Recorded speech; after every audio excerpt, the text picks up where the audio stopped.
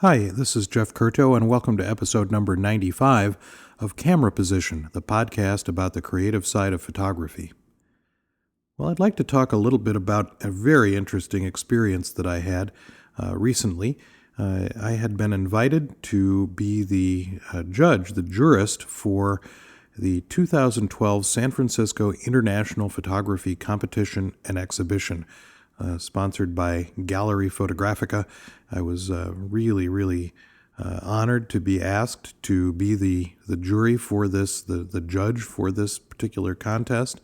And I thought it might be interesting to talk a little bit about the experience of judging this contest, both from the point of view of being a juror and then also possibly over the next few podcasts to share some of the work from the exhibition, both some of the work that won prizes and also some of the ones that are in the exhibition. So one of the things that I think is worth sort of just noting is that my job as the juror was to choose 40 photographs for an exhibition to be held at the Michelle O'Connor Gallery in San Francisco, which will open March 3rd and run through most of the month of March till March 24th. And what was really interesting about choosing 40 photographs was that I was choosing 40 photographs out of 1,755 photographs. 1,755 photographs had to be narrowed down to 40 images. Now, that in and of itself is a daunting task, and I know that in previous episodes of Camera Position I've talked a lot about editing, but most of the time I've been editing my own work, but editing the work of countless other photographers was a tremendous challenge, a really interesting challenge, and one that I really enjoyed, even though it was extraordinarily difficult in many respects. So I thought it might be instructive just from the point of view of many of all of us, including me, who enter photo contests, some of us getting in and some of us not getting in, as I often tell my students at my day job at the College of DuPage, teaching photography. First of all, if you do not enter the contest, there is a 100% chance you will not win. I also tell them that if I had a nickel or a dime or a dollar for every photo contest that I have not gotten into, I'd be a wealthy man. And of course, I have had some great successes, and I have had some where I have not matched up with the jurors' expectations. So let's first talk about that, the jurors' expectations. Now, my supposition is that at least a few of the people who entered this competition knew at least a little bit about me as a teacher of photography, or perhaps me as a photographer, and had some sense of what my sensibilities were in photography. That would be my supposition, because I rarely enter a contest where I think that, wow, that juror, their taste is not really my taste in photography. It is unlikely that they will see my work rise to the top. Who the juror is pretty important. So my particular spin on photography, my particular interests in photography certainly factor in. The other thing that was interesting was that out of the 1,755 photographs, as I went through them and culled out the group of images, the thing that was probably the most interesting was that the first 500 or so photographs that I eliminated from the competition were pretty easy to eliminate. Now, why were they easy to eliminate? Not because they were bad photographs. In fact, there were very few photographs that were entered into the competition that were truly not good. But the first ones that sort of bit the dust and went out the door were the ones that were pictures that I'd seen before. Pictures that I'd seen before, not because I'd seen that photographer's work before, and of course this was all done anonymously. I had no idea who any of the photographers were, but they were pictures of subjects that I'd seen before, or the idea of the photograph was cliche, and the notion of the way in which the photographer had gone about that work of making a photograph of something that is a common subject wasn't a particularly interesting way of seeing it.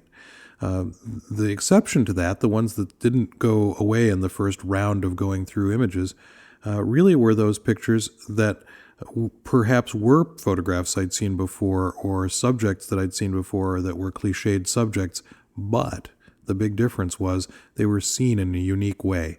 They were seen in some way that had never been seen before, at least by me, or in an incredibly beautiful light or some combination of that. And then, as I continued to whittle down this giant stack of photographs into a smaller and smaller stack, one thing that was really interesting came to the fore. And it's really interesting to me because it certainly sort of plays to some of the ideas that I've talked about in camera position before. And one of those things was that the photographers whose work tended to float toward the top of my stack, the ones that continued to come back after I would eliminate groups and groups of pictures, the ones that were not eliminated, many of them were often from the same photographer. Now, of course, I didn't know who the photographers were. They were only identified by numbers, so I did know that, number 6976 had 3 photographs left in the group. But you could also tell by style. You could tell by the way in which the photographers submitted work that was similar, one picture to the next, not in terms of subject necessarily, but in terms of their approach to subject. And it was clear to me that many of these photographs had come from a body of work, something we've talked about a lot on camera position. The idea that they had come from a group of pictures that had a common idea, a common theme, a common notion of what it was that they were about. So that was really interesting. And then the other interesting thing was that by the time I got down to maybe about 500 or 600 photographs left, they were all great. They were all really, really good photographs. And this was really the heartbreaking part of being the jurist for this exhibition. And that was that it was extremely difficult to get rid of that last 550 or 560 photographs in order to get down to the last 40. And what I ended up doing was creating groupings of photographs in my head, sort of the same way we might make a collection in Lightroom or an album in Aperture or one of those other applications where we might group together images that have some similar notion. That what I began to do was think in my head about photographs that would look good together in an exhibition. And with the proviso from David Garrick, the organizer of the exhibition, that what I was to do was to select no more than one photograph from every photographer. It was a rather interesting task to try and come up with a 40-photograph exhibition that looked great together. And that was a really interesting job to try and pursue and figure out how to make these photographs look right together. And ultimately, that was the way that I was able to get that last, maybe 150 or 200 photographs down to 40, was to just make those hard decisions about the way photographs fit together and the way they would look together.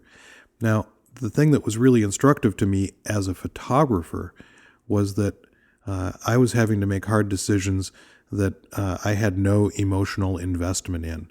These were pictures that were not my pictures. They were pictures that were someone else's pictures.